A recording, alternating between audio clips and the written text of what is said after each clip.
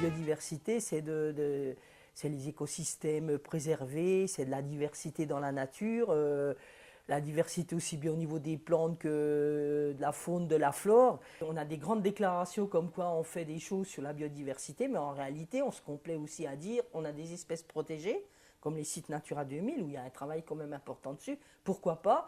Par contre, la biodiversité ordinaire qui est à nos pieds, là, on vit avec, elle est saccagée, dégradée de plus en plus, et ça, personne ne s'en émeut. On aperçoit au fil des années que même au niveau de la végétation ressemble plus qu'il y a quand j'avais 15 ans, quoi. Le changement climatique pour moi en tant qu'élu d'une commune rurale, c'est surtout en période d'été, le manque d'eau, ce qui nous a amené en 2003 à aller donc acheter de l'eau potable dans des citernes alimentaires à plusieurs reprises et à augmenter obligatoirement le coût de l'eau pour nos abonnés. Et si on peut, évitons de dépenser trop rapidement nos ressources naturelles afin d'économiser pour les années à venir nos éléments primaires. Déjà, les gens qui sont intéressés par les légumes bio, déjà, ils voient directement là ils viennent, ils peuvent faire un tour sur le jardin, ils peuvent voir l'activité. On peut leur expliquer comment on fait pousser les légumes. On ne met aucun produit chimique. Donc déjà, ce qu'on mange et ce qu'on essaye de manger au maximum, c'est les produits sains, on va dire.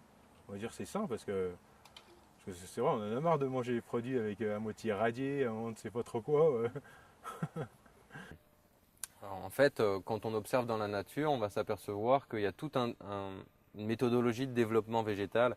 Au début, les herbes couvrent le sol, ensuite une roncière couvre les herbes, ensuite des arbrisseaux couvrent la roncière et les grands arbres, la forêt, couvrent les arbrisseaux.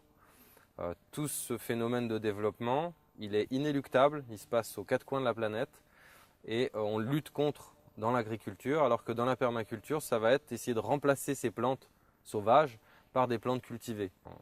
Donc vraiment, c'est reproduire ce que fait la nature, mais avec nos plantes.